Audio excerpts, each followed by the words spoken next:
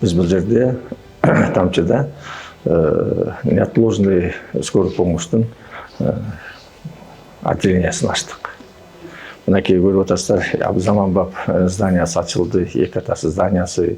Бұл жерде бардық азыркы кездегі ушул экстренный медицинский помощьқа керектүү аппаратуралар бары коюлду.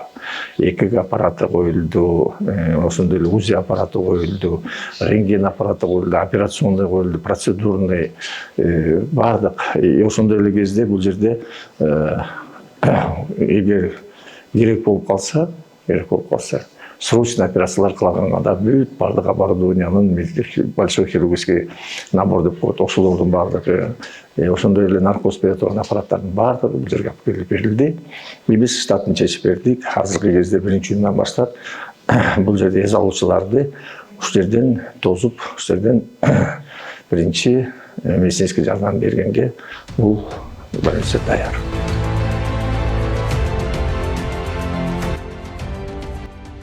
Биздин Ысқыл районунда бүгүн жакшы жаңылык болуп жатат. Бүгүн ушу биздин Ысқыл району Тамчы айылында ыкчам медициналык жардам көрсөтүүчү бөлүм ачылышы аземинде болуп атабыз. Бул бөлүм көптөн бери бизге эң керектүү көйгөйлөрдүн бири болуп келген. Себеби деген ушул Чолпон Ата шаарынан Балыкчы шаарына чейинки аралыкта бизде тез жардам бөлүмү жок. Азыр бул жерде бир пост 4 бригада иштейт. Ошондо ар бир бригадада 4 киши болот. 4 киши болсо ушунда 16 киши иштейт. Калкты тейлегенде биз мына Өрнөк айылынан ошол Сарыкамыш айылына чейин тейлейт. Ошондо бир 20га чукулдап барат, 20 миңге.